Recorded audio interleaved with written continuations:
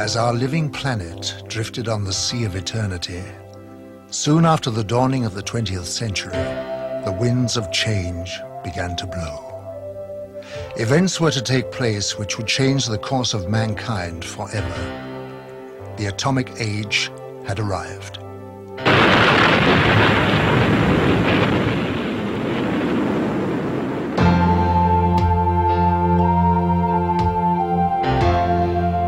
As man detonated weapons of immense power, lights started to appear in the sky in a way that suggested that something was following the course of events. The shattering thought imposed itself that we were perhaps not the only inhabitants of the universe. Since the beginning of civilization, we had been watching the stars, never dreaming that they, in turn, might be watching us. History was about to change.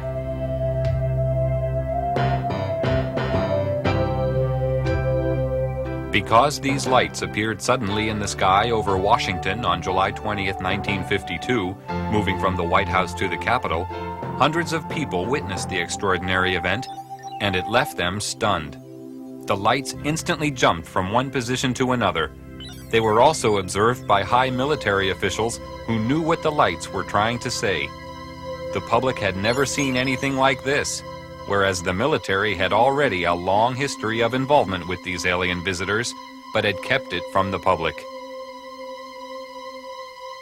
An immediate emergency meeting was called to formulate a plan to divert public attention away from the occurrences. From that day on, it was decided to place the subject under the highest classification of security.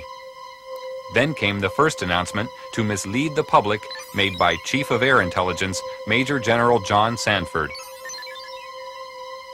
We can say that the recent sightings are in no way connected with any secret development by any agency of the United States. From that day on, the biggest secret of the century began. How did it all start?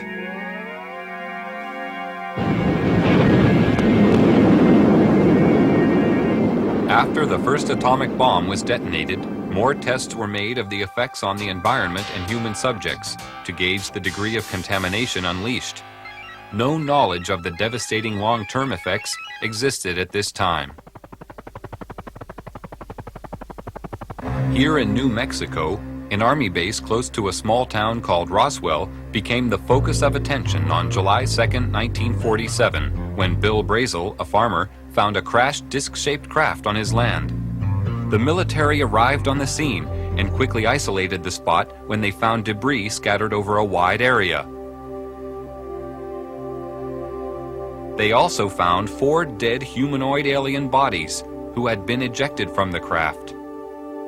Because of many recent UFO sightings by the military, they accepted the existence of visitors from outer space who obviously possessed a technology which was far beyond our understanding.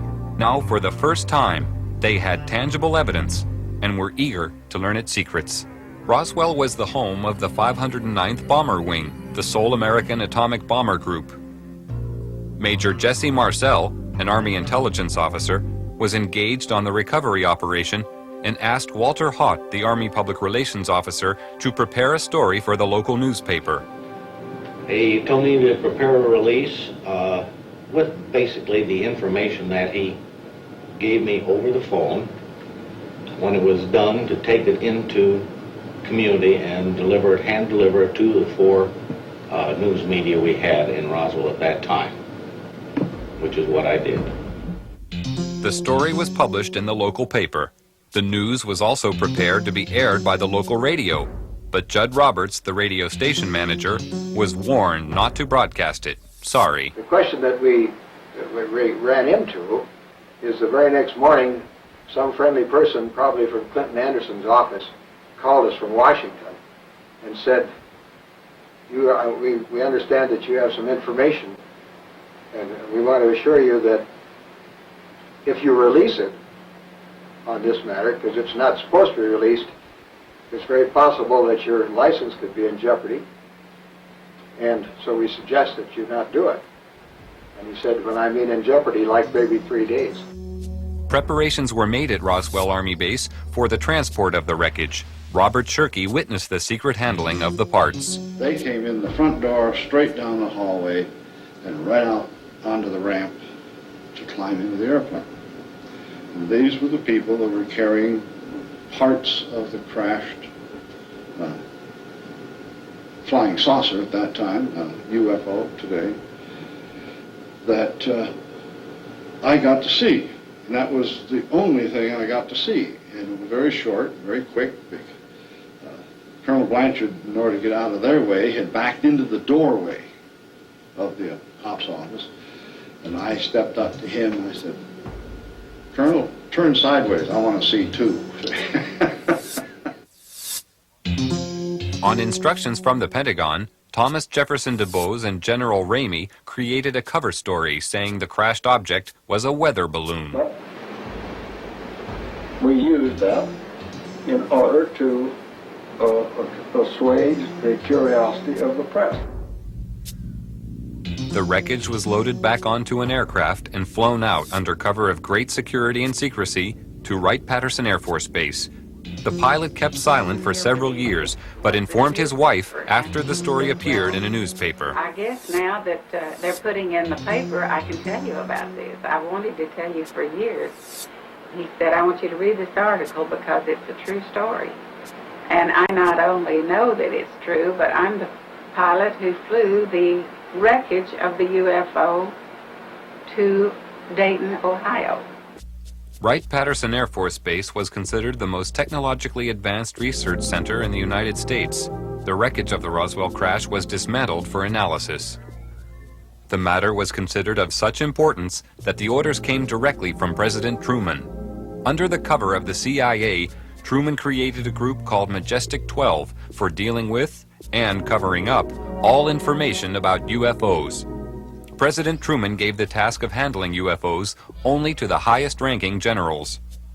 After the Roswell crash, a special group of scientists was formed and facilities built to be prepared to deal with any further UFO crashes which would occur. Wendell Stevens was a lieutenant colonel in technical intelligence in the U.S. Air Force and is now a UFO investigator. Now having an extraterrestrial vehicle and some bodies in their hands, didn't know when the next one would come down, where they came from, what they were going to do about it.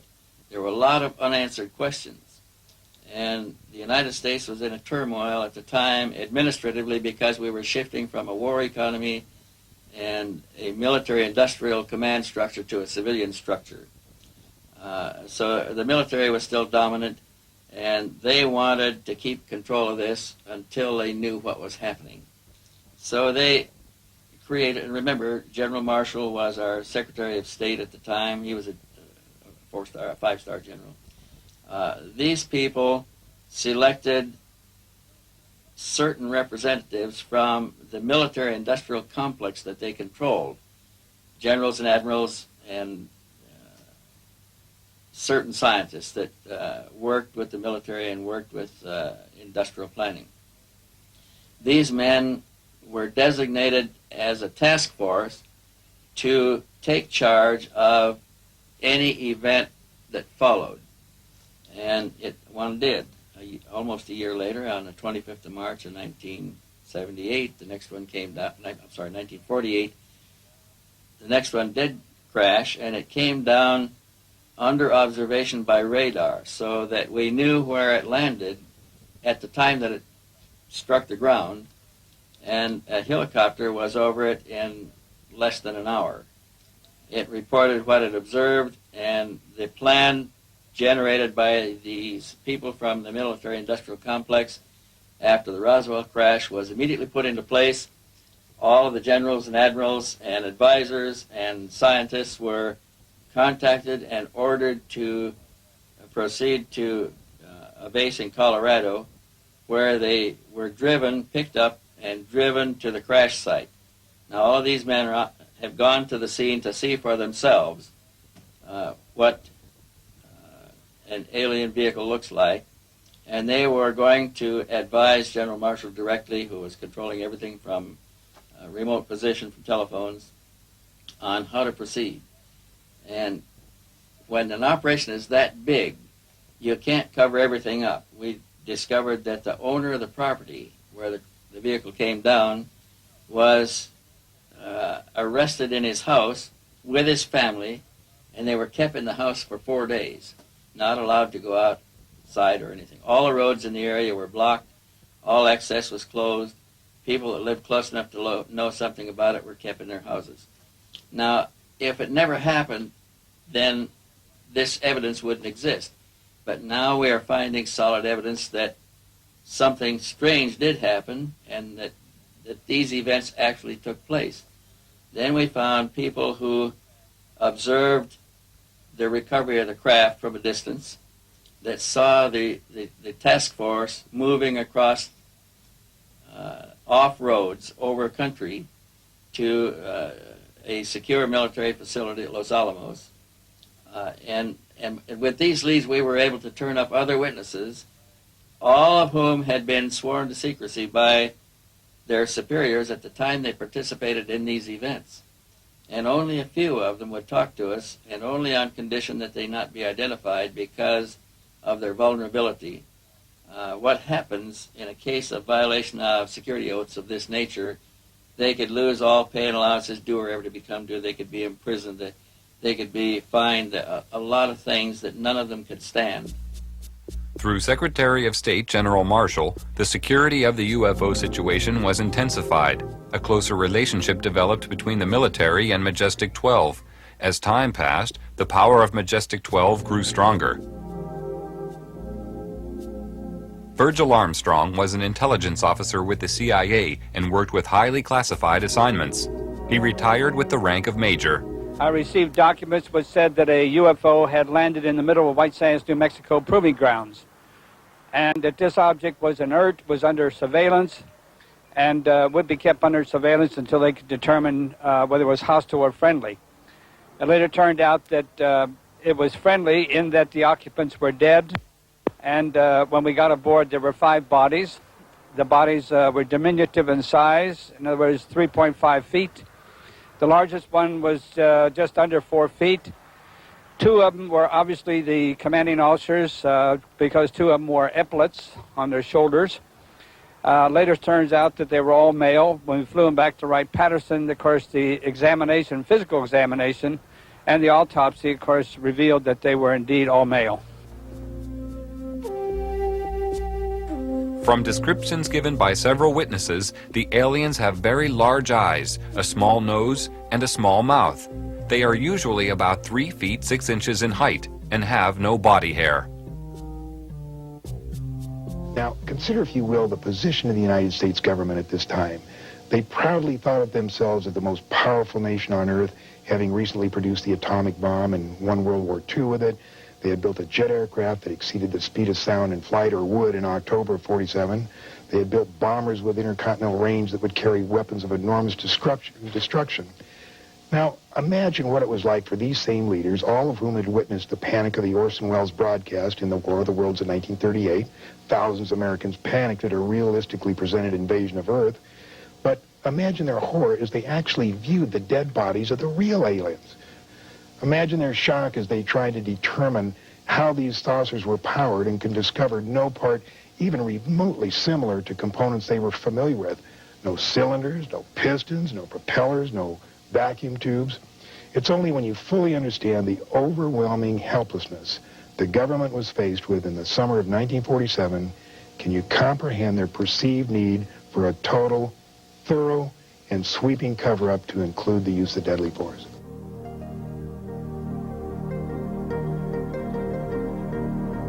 Increasing numbers of civilian witnesses reported seeing UFOs between 1945 and 1950. Among these, many reported personal contact with aliens who look exactly like us and had come in our best interest to guide us through our problems and warn us against taking the wrong direction. Many of our race already exist on your planet, living and working among you for the purpose of giving advice and guidance to a limited number of individuals with whom they make contact. The people contacted know we are among you, and have been chosen because of their awareness and understanding of the higher cosmic laws. Your society is not yet ready to be made aware of our presence, but as your evolution progresses, we will reveal ourselves. Your authorities persist in trying to entrap our kind with the purpose of obtaining knowledge for aggressive means. This cannot be permitted to occur, and is the main reason for our secrecy.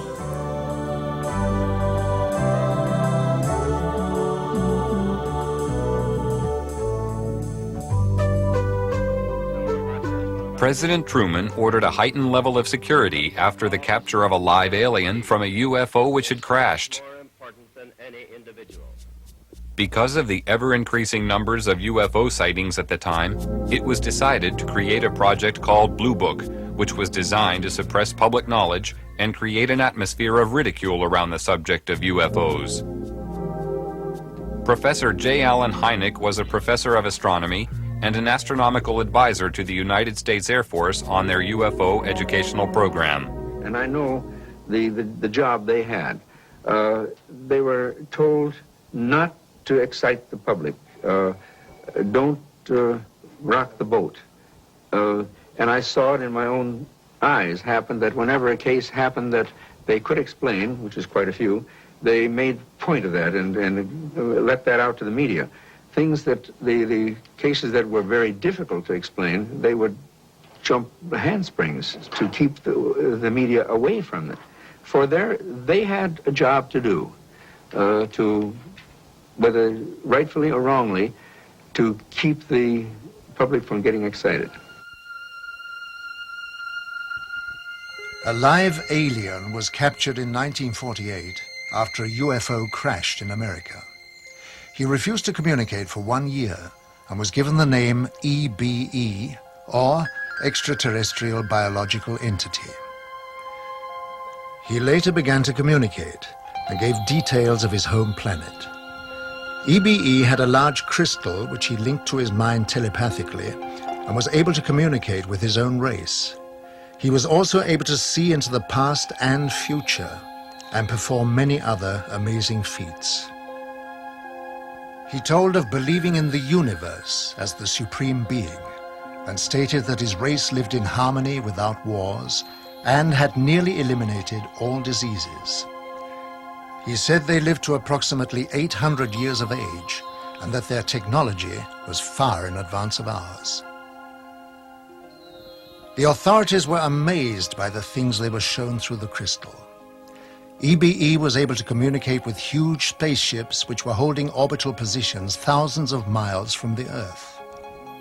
He told them that their crafts were capable of reaching areas in the universe beyond our imagination, and that they were operated by thought control coupled to biological computers, and consequently did not have any control systems as we understood them. He talked about his planet and how their technology had created a system where everything was self-functional and did not require a workforce to operate it, and that everything was monitored from a central control system. He said that technicians were present there. He said their power source was eternal energy from the cosmos. He told them that his race didn't have a government like Earth, but a society governed by wise elders who sat in council to make decisions of policy. They did not have a monetary system because the needs of the people were catered for by the Federation, which made them all equal. At the request of the aliens, a meeting was arranged with President Eisenhower in 1954. It took place amid tight security at a secret location.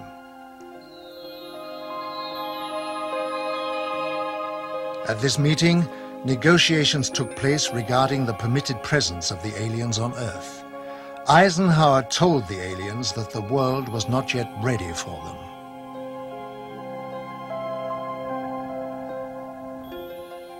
Eisenhower witnessed an alien demonstration of technology and power at Muroc Dry Lake, which is now called Edwards Air Force Base. I believe we made a deal, and the deal was that in exchange for super technology, super weapons technology, we would agree to ignore the abductions that were going on. He made it more military-oriented than, say, a civilian president would have. And it's this, I think, that has his actions let the real power of the executive office slip through the hands of the president into MJ-12. The President of the United States does not have a high enough clearance to know the whole thing. And it's interesting to note that above top secret, there's 38 levels of clearances. Eisenhower's the last president to have a full briefing on the alien problem. There was a disdain of elected officials throughout the intelligence and military communities, and they just didn't like elected officials. So every president since then has not had high enough clearance to know the whole problem. Now they know there's aliens, they know we've recovered saucers, and they know that we're trying to get technology. But there are certain other things which probably only about 25 people on the face of this earth know. When members of our race visited the Earth, we told you we had a technically and emotionally advanced order who had made the mistake of permitting our technology to stifle our emotional role. Through the course of time, we had become totally devoid of any emotional instinct and were unable to experience love, hope, or joy. The result of this was a race which had become totally mechanical and had lost the reason for existence. We need help, and we looked to the human race for help, because we realized that all the higher emotions were still alive on Earth. We requested the facilities and material biological assistance necessary to transfer the DNA to our race, to assist us in evolving again.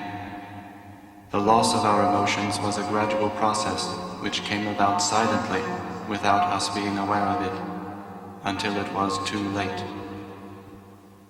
We now realize that emotion is the greatest gift any creature can have, and without it, existence has no meaning. We need to feel the joy of love and beauty, and to be able to be happy or sad, or even cry and show affection to our own kind. To bring back the spirit of friendship and loving harmony to our world.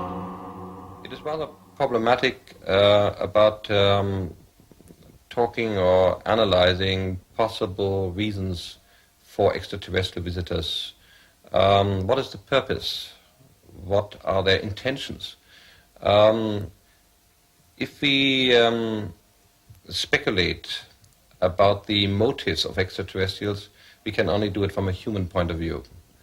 However, we must really accept also the possibility that extraterrestrials are, from their mental makeup, from their psychological makeup, so different that motives cannot be compared. They may be completely unemotional in investigating human civilization. They may have no emotions like pity. They may have no emotions like happiness. So the speculation is difficult. When coming down to Earth, it ceases to be free space, with systems to monitor every move. I happened to see flying saucer on several occasions on the radar. I even intercepted with 4 jets in '55, and it was clear to me that the saucers we intercepted could hear what I told the pilots, because they reacted on my instructions to the pilots. It was one day when one of my people in the radar called me and said, "Major," I was captain at that, "Captain, we have something on the screen which passes with a speed of 18,000 kilometers per hour. Impossible. Nothing could fly with that speed. I went out there, yes. They were passing with 18,000 kilometers per hour. All of a sudden, after some while, they did not pass anymore. They were stationary around the field. And they came and they left without we could see it. All of a sudden they were there. All of a sudden when the sweep came around, they were gone. I contacted the operations officer and the station commander. They both came out and they wouldn't believe me. I said, "Give me 4 aircraft and I'll intercept them." Okay. Sometimes there were about 20 objects around the field, and sometimes we were down to a few. It was fog, and therefore a lot of people afterwards said, oh, it was inversion, but it was not. It's proven afterwards it could not be inversion, which is a meteorological phenomenon. So at 11 o'clock I had 4 jets at the runway, and at 11 o'clock the fog lifted so we could take off. And I ordered the 4 jets to take off. In that moment there was 12 objects around the field. And when I said you are cleared for takeoff to intercept unidentified flying objects, 10 of them went away. Right when the sweep came back, there was only 2 left. One 10 miles north of the field, one 15 miles south of the field. I sent the 2 aircraft to the north and the 2 aircraft to the south. 2 aircraft to the north came first, and I said, your boogie, which is the object, is 12 o'clock straight ahead. 12 o'clock, distance 5 miles, altitude unknown. Do we have it in sight? Gone. Came the next one. When it came up, I said, your boogie is 12 o'clock, range 5 miles, altitude unknown. Do we have it in sight? Gone. So it was clear they could hear what I said. But while the visitors monitor our every move with their superior technology, being technically advanced does not always ensure their own safety. This was proved by the UFO crash in the Kalahari Desert in 1989. One of the most documented cases of all time referred to a 60-foot wide spacecraft which was forced down on the border of South Africa. This craft impacted with the desert at high speed, causing a crater 450 feet in diameter and 36 feet deep. Official military documents reveal that the craft entered South African airspace at 1:45 p.m. on the 7th of May 1989 and was intercepted by 2 Mirage jet fighters. Because the craft failed to respond to communication, one of the fighters was ordered to attack the craft with an experimental laser cannon. This caused the craft to lose altitude and crash. After the craft was retrieved, it was removed to a secret Air Force base, and on arrival at this base, it was found a door had partially opened in the side of the craft. Hydraulic pumping gear was brought to the scene, and the door was forced open. When this was done, 2 aliens staggered out of the craft, and it was found that one appeared to be seriously injured. They were immediately arrested and removed to a medical centre, where a medical team was sent in to try to assist. The authorities at the scene entered the UFO, and hieroglyphics were found inside the machine, alien hieroglyphics of course, and various items of electronic equipment were also removed from the craft. The retrieval team from America arrived eventually, and the object plus the aliens were eventually taken by C-5 Galaxy transporters back to Wright-Patterson Air Force Base, where further analysis was taken on. When the military entered the craft, they quickly removed portable equipment and instruments, some of which were considered useful as potential weapons. This was not certain at the time, but was clarified after scientific investigation. Also found aboard the craft were a series of hieroglyphics, which indicated that the aliens had a written form of communication. The writing gave the impression of an alien alphabet, but it is not known if any of the scientists present were able to understand its meaning. Data found on the craft were stored on a system of silicone slides. It was obvious to everybody at the site that they were dealing with a very advanced technology, including the propulsion system. As more and more alien technology comes into the possession of our scientists, more understanding is being gained about the physics involved in producing propulsion systems capable of taking man deep into space. The American Naval Deep Space Command, who also call themselves the Guardians of the High Frontier, are responsible for the location and identification of all objects in space around Earth. It's their claim that they can track and identify an object as small as a football at a distance of 30,000 miles.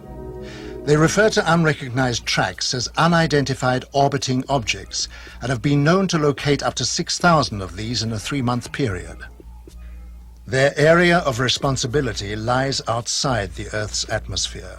Below this level, the monitoring of the sky is taken over by NORAD, which is the North American Air Defense Network. Larger radio telescopes are on station throughout the world. They can scan the heavens to distances of hundreds of light years. This network of space surveillance ensures that any object heading towards the Earth can be tracked from a vast distance. As an object approaches, it is monitored throughout its journey. If any object should land or crash on Earth, the contact point is known immediately, and quick response teams swiftly arrive on the scene. This network was created after the Roswell incident, and since that time has developed into a sophisticated search and retrieval operation. Quick response teams are located in strategic positions throughout the world. Once there, they isolate the area and ensure that the public is kept unaware of sensitive incidents. All over in NATO, they are interested. It's generals and colonels. The Americans are interested. The English are interested. Everybody knows about it. I was one in Wiesbaden with one of the squadrons down there, and I worked with a colonel. And one afternoon, I was going to nearby town. I don't remember the name. And I went to the office in civil clothes to pick up something, and he was sitting there. Hey, Major, he said, where are you going? I'm going to city. What is that? He pointed. I had my badge here with a flying saucer on my blue jacket. I said, what? That, damn it, that. I said, nothing. It's a flying saucer. I said, it couldn't be. You Americans have proven they don't exist. Shut up, he said. He took the telephone and rang. Jack, Pete, come on now. And in a sudden, we had 5 officers and himself. And we talked for 3 hours. And they knew exactly as much as I did. So everybody knows about it. And it is not illegal. And you are not disliked. I have talked with generals for hours, not on my purpose. They asked me to talk with them about it. They have received my magazine, UFO Contact, for years. So they are interested, but since the public opinion is secrecy, they can't go any further. Although many years have passed since the beginning of the UFO era, the veil of secrecy has remained to keep the public uninformed. Despite the suppression of information, millions of people throughout the world are still seeing and reporting the presence of UFOs in our airspace. And many more millions are now firm believers in the presence of extraterrestrial flying machines. They know that UFOs exist. I think what has happened over the years, the government has lied so much that they have painted themselves into a corner, and it's almost impossible for them to tell the truth today. The biggest secret in the history of mankind, and the government is not going to let this out. There is no way to get anything out under the Freedom of Information Act. In Russia, the subject of UFOs is now out in the open. Marina Popovich is a retired Russian cosmonaut and fighter pilot. During her military career, she was twice awarded her country's highest military order, Hero of the Soviet Union. She is now one of Russia's leading UFO researchers. 10 years ago, people only made jokes about this subject. Now the attitude to UFOs is very positive. The majority, 80%, think there is extraterrestrial intelligence and that this intelligence is trying to establish mutual contact with us. Now cosmonauts and pilots are more willing to report their contacts with UFOs when they have taken place. Unlike the rest of the world, the Soviet Union has an openness about the subject of UFOs. They even have a monthly television program devoted entirely to it. In the near future, university courses will also be available to study the subject. Several Soviet generals have already stated that there is no question as to what UFOs are. We know they are alien spacecraft.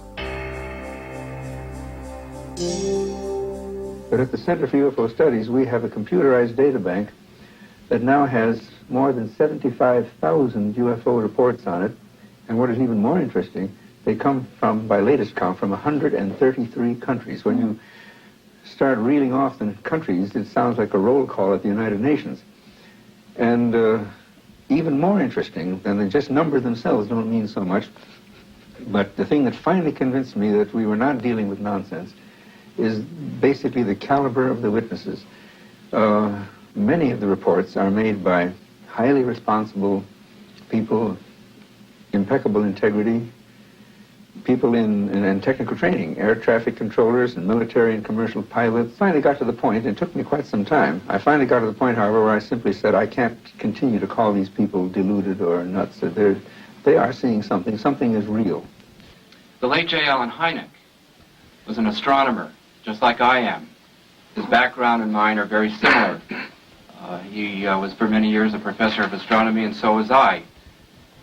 And what Hynek said was, UFO research is leading us kicking and screaming into the science of the 21st century. Like Hynek, I sought to debunk the reality of UFO phenomena, and like him, discovered just the opposite. Technology has advanced rapidly over the past 50 years for all the world to see.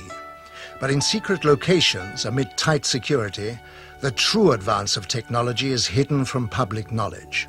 From one such location came the stealth bomber. This futuristic aircraft is the only type known which has the ability to fly into radar-protected areas unobserved, almost without sound, to perform whatever task is necessary. The technology used in the production of the aircraft is a giant leap forward from conventional technology, and the question has to be asked, where did it come from? At one super-secret US government test facility situated in the Nevada desert, strange glowing lights are regularly seen performing aerobatic displays which are far beyond the capability of our known aircraft. They seem to be intelligently controlled. Can this be yet another example of some secret, very advanced technology? Or are the authorities hiding some exotic foreign contrivance? Here at Area 51, also known as Dreamland, is the most highly protected and secret facility in the whole of the United States. Bob Lazar, a physicist, worked on special projects within this complex and felt compelled to reveal what he saw. They are actively and have in their possession alien spacecraft, and they are actively undergoing analysis and flying them. They set up and produce their own gravitational field. Just as the Earth holds all matter down, they produce that same field, but out of phase, and it repels itself. The effects that can cause, the way in which everything operates is by all intents and purposes magic. I mean, it is so far beyond our level of technology. Why is such technology available only to the few and not to the whole of mankind? Have we the right to know? Are we ready for it yet? Or is the race for technological advantage more important? Why keep a secret about probably one of the most important events in history, that there's been contact from an alien civilization? It's a significant event in history, more significant than anything. With the tremendous distances involved, travel to the stars would seem impossible. But with man's endeavor and resourcefulness, these problems will be overcome as they always have been in the past. Scientific estimates tell us that there will be a breakthrough in space travel in the near future. When the boundaries of distance break down, the Earth will become our home, the universe our world. From a point of physics, there are possible models today which may enable shortcuts in the space-time continuum. One of these shortcuts may be black holes. Black holes are the remainder of very large stars which have collapsed to a so-called singularity. And when stars do collapse to singularity, they leave a tunnel, a gravitational tunnel behind, a rotating tunnel. And in this tunnel, space and time has a completely different meaning than to the normal usage that we make of space and time. Thus, in a tunnel, the so-called Einstein-Rosen bridge, time runs backwards. So a spacecraft which would dive into such a tunnel would move forwards in space and backward in time. When we talk about hyperspaces and opening up the number of dimensions, and if we were to build a vehicle, if our science has progressed to this point, our technology, the applied science, if we develop a vehicle that is capable of doing that, traveling across the universe is not traveling through one space. It's flipping into these other spaces where the other one is only a short space away, a few inches away. And so you're talking about flipping rather than going like an arrow through a space-time or a bullet. You simply flip and flip back, and there you are. And so with the control of flipping, you could flip from here, and then you could flip up into the third or fourth dimension higher than this 3. And you could flip back into this dimension, this space-time, only you could flip several galaxies away. You could jump between galaxies. A third possibility may be dematerialization. Science fiction authors have always mentioned this possibility, and although this may be utopia to us today, sometime in the future it may be possible to dematerialize a spacecraft into pure energy and then beam this spacecraft at the speed of light to another solar system where it would materialize again, reassemble again, thus bridging these vast distances. If we have a hyperspatial model, then simply by turning in another direction, a right angle, we would lose one dimension. When we turn 3 right angles, we lose all 3 dimensions. And that would be called full dematerialization. As far as we're concerned, when you turn 1 dimension, you would have lost one dimension, your length, and so you would appear to be a flat plane. You would appear to be a light form. By the way, some 83% or so of the UFO phenomena are just lights at night anyway. Most researchers throw those away. Those are the interesting cases. And particularly interesting are the cases where the light forms materialize into material forms and then dematerialize back into light forms and then fade away. And what I maintain is that you're looking at that phenomenon when you're seeing that. Now, that can be described mathematically, but that phenomenon of the hyperspatial aspects of it does exist, and you can show it. And I printed a photograph that showed the stars right through a dematerializing so-called spaceship. And so you do meet that format, and that is part of the phenomena. If NASA has its way, many of the next generation will be residents of Mars, and the move towards this has already begun with the development of a space station. This was the essential first step towards making man a citizen of the universe. What is really the long-range purpose of the space station? And we have worked on that question for a long time in NASA. We have started in the early 60s under the guidance of Dr. Werner von Braun and others to look at long-range goals beyond the moon, beyond Mars even. And only recently, in fact it was July 20th, 1989, the 20th anniversary of the landing of Apollo 11 on the moon, that President George Bush proposed a new program, a long-range program, with a goal to return to the moon and eventually go on to Mars, to the United States, as a long-range commitment. And as we develop the space station itself will be used as a test bed, as a laboratory to test new technologies. And you need space to develop those technologies. As long as we are still on Earth, we can just talk about it. The question of which technology to use for this new, what we call the Space Exploration Initiative, that's the name, SEI, Space Exploration Initiative.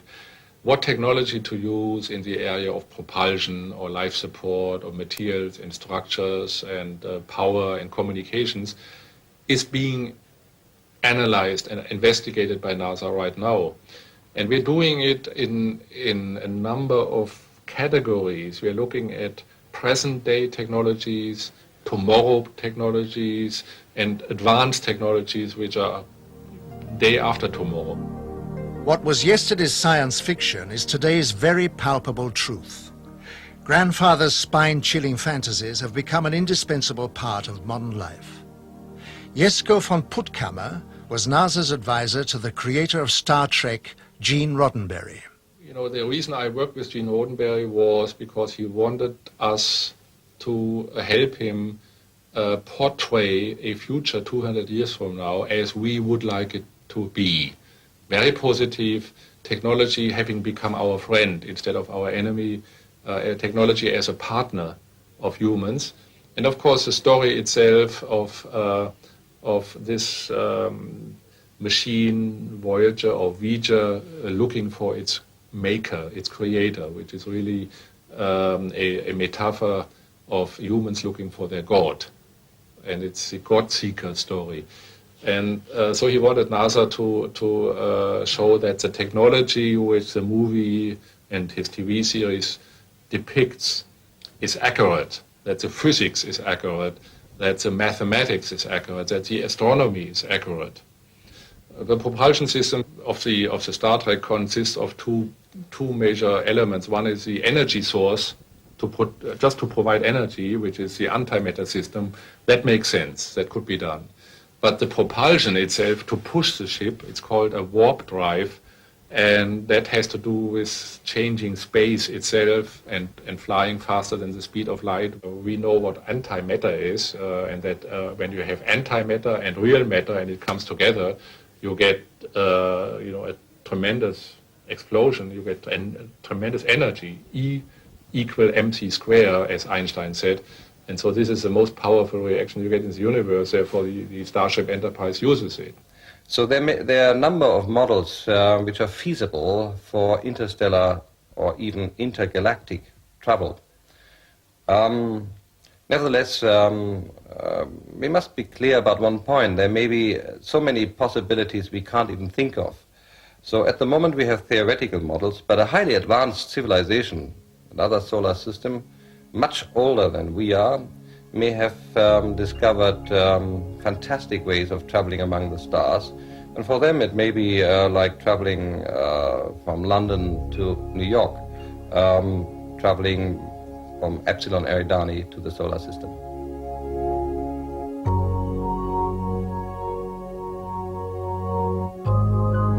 The message from the alien visitors is becoming clear. The human race is producing more problems than it is solving. A change of direction is necessary to guarantee a safe transition into the future. They are here to warn us. They started this program a couple of thousand years ago. They are very highly technical and spiritual advanced. These people have a technique that they can foretell development in cosmos for centuries. And they knew thousands of years ago what were going to happen on Earth. So they prepared for that situation. And we go forward to our time. Now they are here in our atmosphere in large numbers. They have always been here, but now they are here in large numbers to look over what we are doing, simply because they know that we'll kill ourselves. In many ways, if we don't push the button, we'll be killed by poison. If we don't kill each other by poison, we'll kill each other by too many people.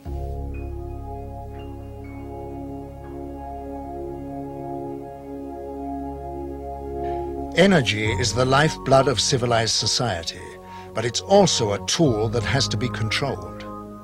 They are flying on what we call free energy. They take it out of cosmos and fly on it. And you could do the same with your boat, your car, your machinery. Everything on Earth could be completely free. Do you think that the oil companies and the coal companies and the atomic and so on and so forth would accept it? Never. Despite our problems, we have gained a new conception of cosmic energy. It turns out the universe is filled with energy, mind-boggling amounts of energy. As we like to point out, 1 cubic centimeter of vacuum, according to modern physics, can be calculated to have energy that can produce more mass than is in the observable universe. There's plenty of energy in the pure raw vacuum. We need to find a little process to get just a little bit of that, even the most inefficient process imaginable. 10 to the minus 80th, for example, is a great efficiency for this, and we can do that.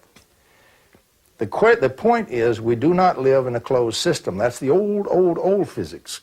The new physics, since quantum mechanics, the vacuum is a source of energy, but it's a peculiar kind of energy. Let me explain the peculiar kind. When a bird flies in and sits on a power line, he sits on a very high potential. But between his 2 feet, he has no potential difference, no voltage. And so even though from the line to the ground, it may be 100 million volts, to use a theoretical figure or hypothetical figure, the little bird can sit very happily with his feet on this supposed 100 million volt line, and he has no volts across his body. He's very happy and doesn't even know it. Let him touch one of his feet to the slightest thing that has the slightest difference there, and he'll fry to a greasy spot. Now, in the vacuum, we have the same thing. We have an extremely high potential or charge of the vacuum, but we're immersed in the vacuum. And so the question is, we are like the little bird. Normally, what we put in the vacuum, we don't have any difference between 2 pieces of our machine, so we can't get a current. An analogy I use of tapping a paddle wheel in the river, what we tap the energy from is the current of the river, not the pressure in the water. And so our problem is to find a way to tap the pressure, so to speak, rather than the flow, or to convert the pressure into a flow. That can be done, and we can tap the inexhaustible energy that's in the vacuum, and it has been done. And when we do that, we can get plenty of clean, free electric power, right, straight from the vacuum itself. So, do I believe in free energy? I can prove conclusively that the energy is there. Nature has been very kind. We are free to do anything that we are smart enough to discover how, but we've got to use our brain and our mind to discover how. But the mechanism is there for us to do it. I fully believe that. And inventors I work with, I will state point blank, at least 2 of the very brilliant inventors I work with have produced free energy devices that are real and do work, and I personally have measured and dealt with the devices. They're real, they work, it can be done. And so it's an energy which has the aspect of restoring the biosphere and restoring life. For example, it's clean, so you wouldn't have all the pollutants from burning fuels and so forth, and for the nuclear byproducts and so forth. It's very clean fuel. You have absolutely nothing left but just energy. And you can transform it from either negative to positive. If you need the form of positive energy, you can do that. And you can transform it back to negative, and you can reach a very nice energy balance in nature. It has some other very positive benefits that don't show at first glance.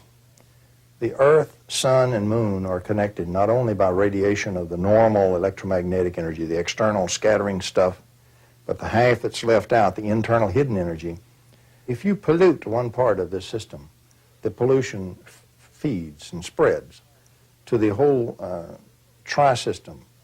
Literally, we are polluting not only the Earth presently, but we are also polluting the Moon and the Sun in the scalar components. And that's what is gradually being radiated back to us. And so the very vital part of the energy that living systems have to have continually to be living systems and maintain their life is slowly being affected. And of course we need to clean that act up right away, because that's the worst kind of pollution we can possibly have. Earth, the gem of the cosmos, a living, breathing miracle of creation, the home of mankind. A partnership of dependency and loyalty to each other. The passing of time saw man forget his loyalty. He began to poison and suffocate his planet because of his growing need for power to fuel his technology. A scientist of great wisdom and vision, Nikola Tesla, foresaw this danger and offered the world his discovery of the magic wave as pollution-free energy. His offer was rejected. Tesla gave you multi-phase power, he gave you AC power, the practical transmission of electrical power, the rotating electromagnetic field that made motors and generators possible. And so he literally helped you bring in the electrical 20th century. Had it not been for Nikola Tesla, your cities would still be dark, you still would not have electric power, and you'd still be struggling around in the dark. So yes, Nikola Tesla was important to us.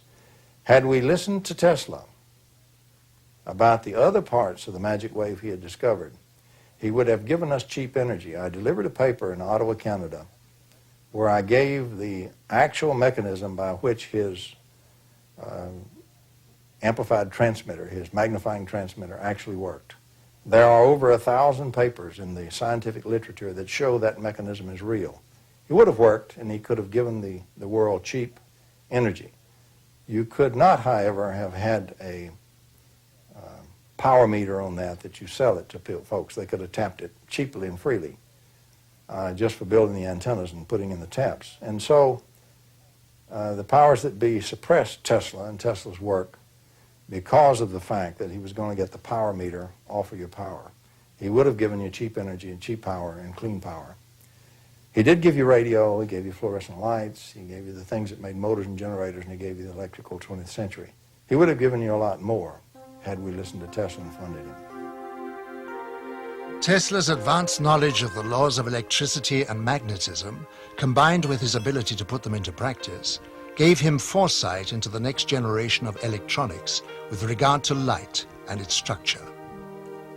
He was an ambitious man who was a great favorite in society, where he would show a light bulb in his hand burning without any electrical connection. Tesla said, "I could only achieve success in my life through self-discipline, and I applied it until my wish and my will became one." He was a magnificent genius, and had he been funded to continue his work, the world would have been 100 years further in science than it is today. Here, some 80 years later, so to speak, after the collapse of his magnifying transmitter, and here we are trying to rediscover what Nikola Tesla was doing right at the turn of the century. And so we're almost a century behind where we should be. That's the importance of Nikola Tesla. Progress is the process of moving forwards and not backwards. It is a combination of achievement and forward vision which serves its creator without fear of unforeseen consequences. There can be no progress if these rules are not observed. People always back something they call progress without giving it a proper definition. I think technical innovation is not progress by a long way. Technical innovation can only be progressive when it is combined with a step in the direction of humanity, and it's just that I miss. Nuclear power stations are not progress. Because of this monstrous gigantomania in the buildings and the walled-up concrete areas and the risks, you are here playing with a fire that can't be put out. And the risks are extremely inhuman.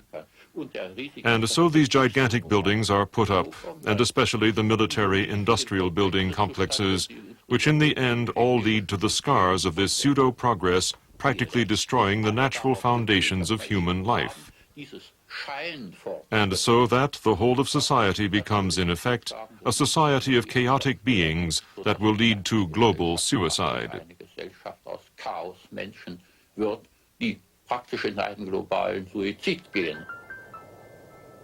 Real progress is being made in a laboratory in Canada. Here, the full significance of the physical laws of light and space have become clear to John Hutchison, and he is utilizing this knowledge to produce cause and effect experiments which lead to an understanding of the harmony of nature. Science, in harmony with the laws of nature for the good of mankind, will hold great values in many fields and would advance its course beyond our present comprehension. John Hutchison has been working in the areas of electromagnetic forces and the changes in the molecular structure of materials for many years. He has in this time achieved a breakthrough in anti-gravity knowledge, providing spectacular examples of heavy objects flying through the air without any visible signs of propulsion. He has also made amazing discoveries concerning the alteration of compositions of materials by subjecting them to a form of electromagnetic bombardment. We're looking at something which you know shouldn't be happening. The result of these experiments showed in graphic detail metal heating to a near-liquid state without heat. Hard metals would turn into soft rubbery objects, proving that any substance could change its form if the science involved was understood.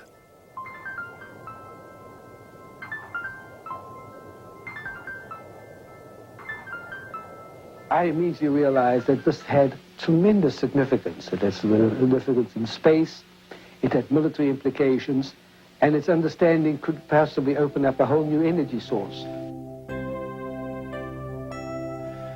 Hutchison is one of the growing number of scientists who realize that by applying physics to the natural laws of the universe, science will be taken into areas previously unrecognized.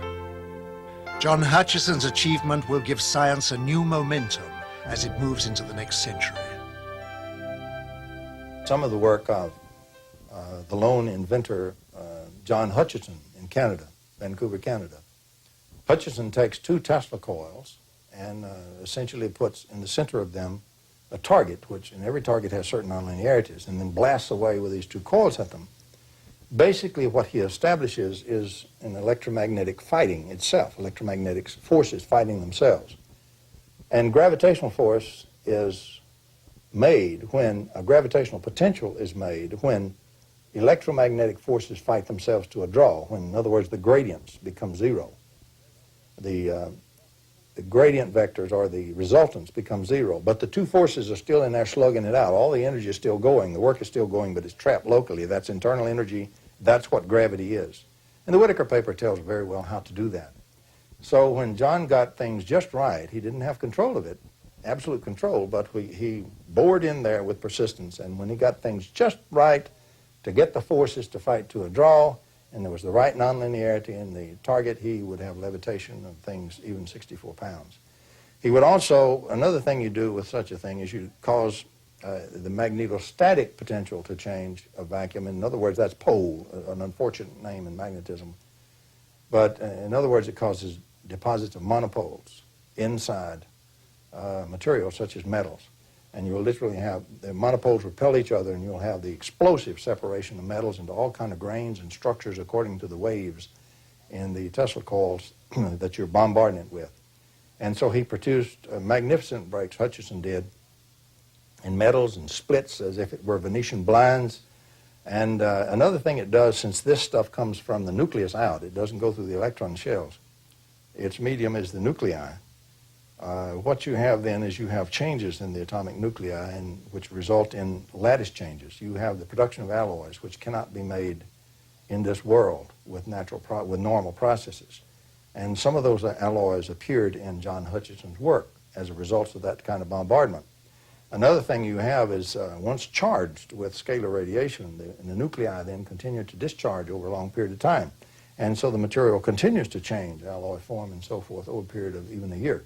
And you had those changes occur in his work also. He was reproducing, and has been reproducing, some of the work of Nikola Tesla, and even some of it going further. But that's what he's doing. What he's doing is real. And unfortunately, most people regard John Hutchison as being a little bit off and not really understanding electromagnetics and not really understanding a Tesla coil. Nothing could be further from the truth. He's doing the real electromagnetics. He's doing the kind of electromagnetics they don't know anything about. He's doing electrogravitation and real Tesla work. The technology that we are aware of is quite staggering anyway. But then there is also the technology which the governments are putting together, which we don't know about, and they've obviously got their own reasons for their secrets. But if we had any comprehension of how advanced this technology was, then I think people would then begin to realize that even our own people are far more advanced than they would believe. And once they can realize how wrong they were in this direction, then they can start to wonder, well, if we are as advanced as this and we'd no idea of this, is it not feasible that there is something out there which is more advanced than this? And perhaps all the technologies which are being put together at this moment in time are catching up on our alien friends, which I very, very much doubt. But I'm sure that is the reason this technology is being put together. You've got to realise that things are not always as they seem. And once we can get out of this thinking, out of this box we're in, that there is something more than what we are being taught, what we have learnt. There are things outside the scope of this.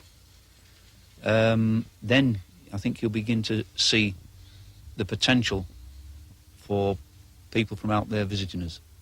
And not just now, not newly visiting us, but have been visiting us for hundreds of years. Our presence within your solar system is to observe the evolutionary progress and environmental changes occurring not only to your planet, but to its people. Using a special observational technique enables us to foresee potential difficulties which may arise, and if necessary, give you advice on the course of action you need to overcome it. To achieve these aims, we employ the use of many types of monitoring equipment, each with the responsibility for a different area of scientific investigation. Our use of telemeter discs of all sizes as remote-controlled sophisticated recording and analyzing vehicles is one of the many types of drones. We observe every aspect of your world and its inhabitants, from the environmental changes and pollution levels to the microbiological disease potential of mankind. Our techniques also enable us to record and analyze thought patterns, and therefore anticipate man's course of action before it is taken. There is nothing about your world and its people we are not aware of. The truth about UFOs may be painful for us to face, and this might provide a continuing rationale for the government to maintain secrecy. But the truth will and must be known eventually. Continuing our denials and fears, in my opinion, are only adding to the problem. We are all in this together. In a time of opening relationships with the Soviet Union, we have the potential for radically demilitarizing our foreign policy, reallocating those resources toward preserving our planet and opening ourselves to the global village. Part of that new reality is embracing the unknown and the possibility that we have visitors beyond the Earth or beyond our dimensions of time and space. We must enter our new openness in peace and without recrimination. Our government of the people, by the people, and for the people needs to be involved in the process, not as a hostile, separate, secret unit.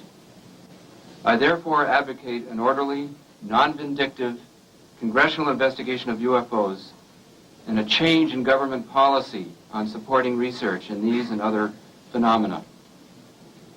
The late philosopher Joseph Campbell once said that we are living in a time in which our ignorance and our complacency are coming to an end.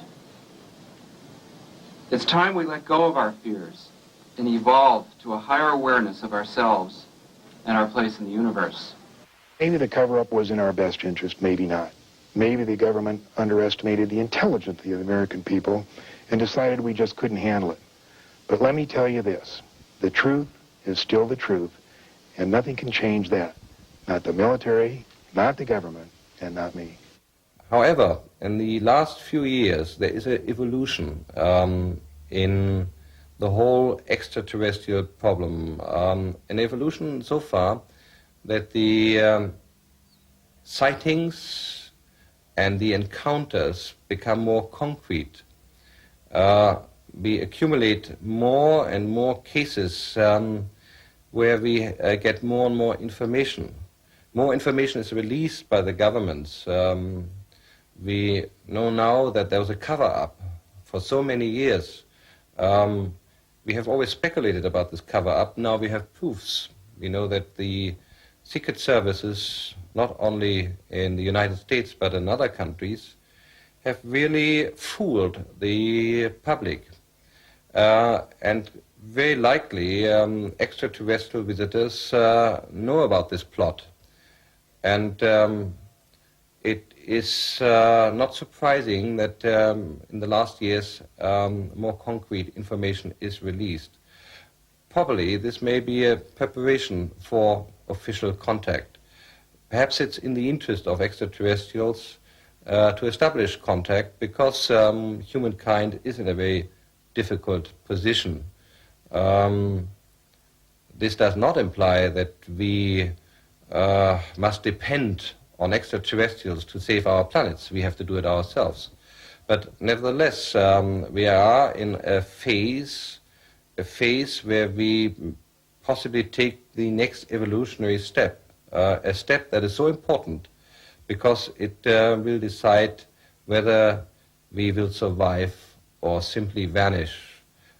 I oscillate between pessimism and optimism, and there's every reason to be pessimistic about the future. And every sign of disaster is coming upon us ecologically, population explosion. You know, there's so many reasons why the present system can't continue. So the real question is whether humanity becomes extinct, civilization collapses, whether that happens, or whether somehow we go through a crisis and emerge into some new relationship with each other and with the natural world and with the spirit that lies behind the natural world and works within it. And I'm an optimist, so I hope that sooner or later we'll arrive at this new state of harmony. But I don't think we'll arrive at it just by waking up one morning and finding it's happened. I think that we'll have to go through a crisis first.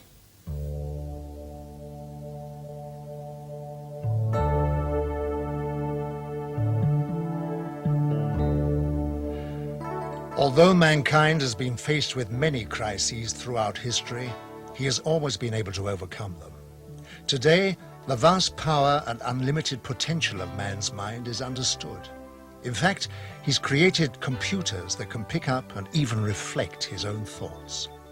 Man is a complex whole, possessing the capability to make matter visibly change. With the power of his mind, he can tap the energy source of the cosmos to manifest all possible necessities of life for himself. Thoughts are energy. Energy influences matter. The technology involved is one of peace, as it eliminates war. And it's only a matter of time before everyone discovers this ability. If we can create in the laboratory, without any doubt, a mind-over-matter interaction that's a few parts in 10,000, certainly all you have to do is extrapolate that a little bit to come up with a mind-over-matter mastery that could happen later in our own development, and certainly what seems to be true in some of the UFO visitations. And of course also we have various case studies like Sai Baba being able to materialize and dematerialize things in his hand, or various forms of levitation. These are all things that are very real. They're not, drummed up by people. It's just that our ability to face that reality has been quite compromised. I should have known all along that the so-called new physics, in a way, actually makes all of this possible. That in a way, we physicists have kind of forgotten what we're all about. Einstein one time said that the whole purpose of science is to awaken the cosmic spiritual feeling. And we scientists are among the last to embrace that.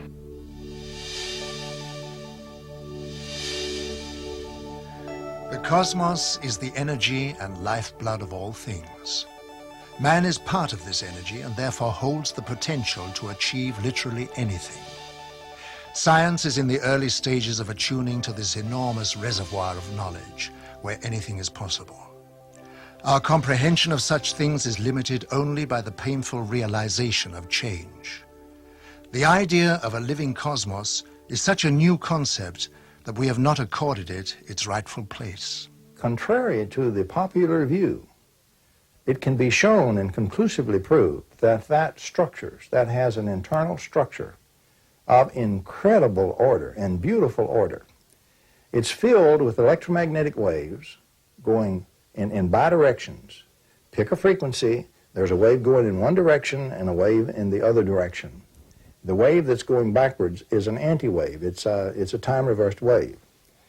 And the vacuum is structured, this potential, a vacuum is just potential is all it is, this potential is filled with a harmonic series of these waves. And so it structures spatially by bidirectional wave sets, and it structures vertically in terms of harmonics.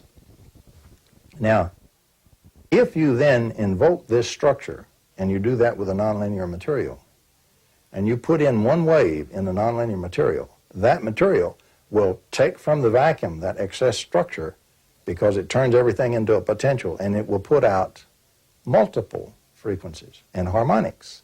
That's what nonlinear materials do.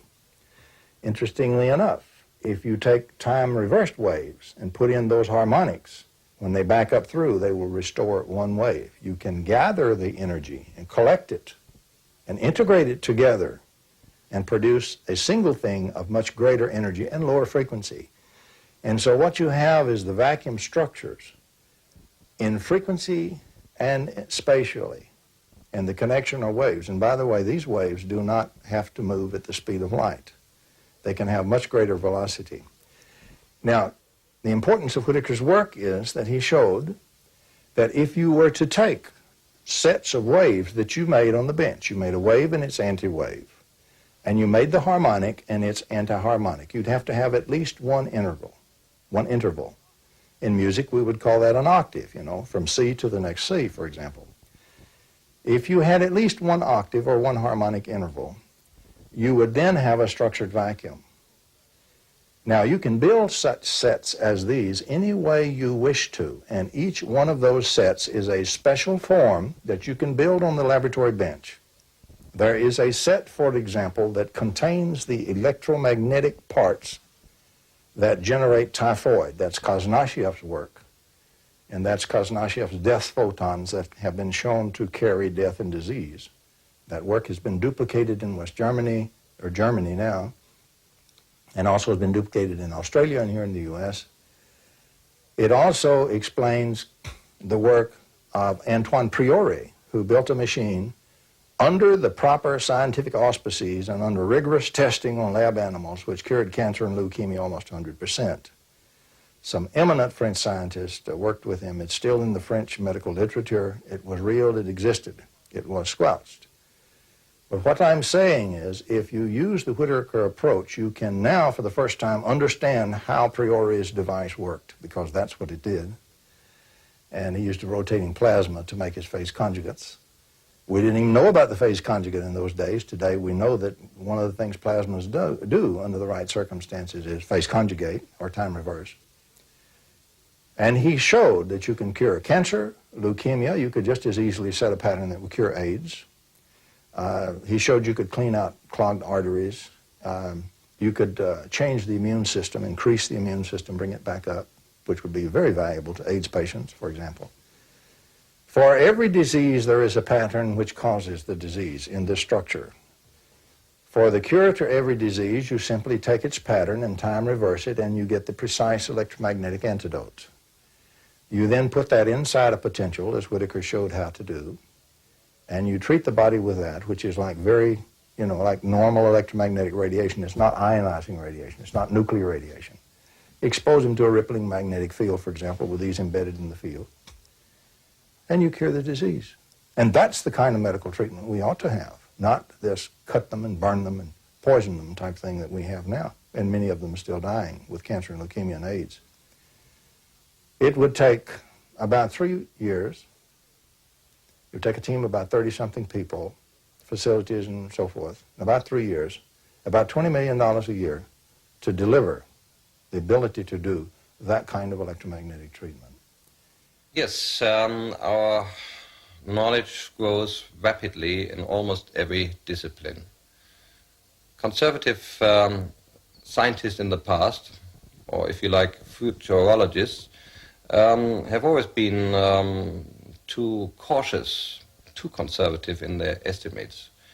We know that there's a turnover every 5 years of doubling our knowledge, with the consequence that we have a completely different view on the world. Most people can't even keep up anymore with the advance in science. They have problems understanding modern computer science, cybernetics, biogenetic engineering, or nuclear physics. We talked today about great unified models of the natural forces.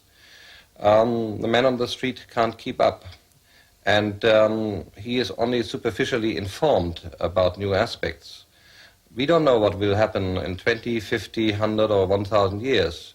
However, there's one thing we do know, that whatever happens in the future, science will have advanced far more than we can possibly think of today. And no imagination, no fantastic model that we may produce today will justifiably come close to the actual advance in 1,000 years. We really do have, right now, available to be born, a completely new and drastically extended and drastically more capable physics, which unfortunately 4 nations of the world have weaponized but kept secret from their citizens and from the rest of the world.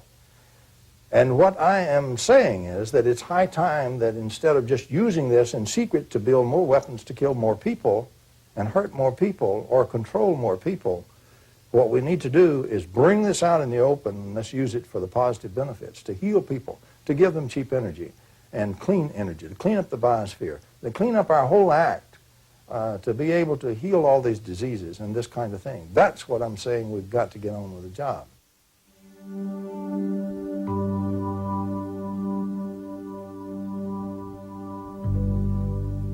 Life on your Earth is dependent on new sciences and technology to achieve advancement. When your governments were first introduced to our advanced technology, their reactions were horrendous.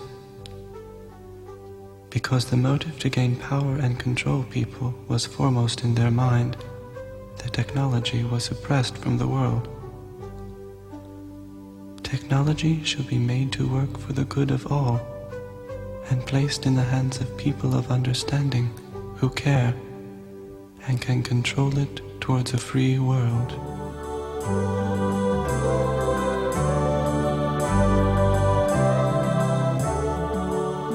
I think the first point in overcoming any difficulty or any problem or any crisis is to have the faith that something better is possible. Without faith, without trust that it can work out better, without the vision of something greater, it won't happen.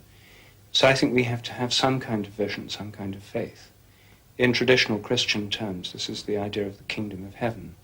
And most visionary schemes in the West are under the influence of this Judeo-Christian model, that at the end of history there'll be a new era, a new dawn, a new age, the kingdom of heaven. A utopia. Well, I mean, there are many different ways of formulating this. We have to think this. I think it's built into our whole civilization. It's very difficult for us not to think this. Or at least if we don't think it, we despair.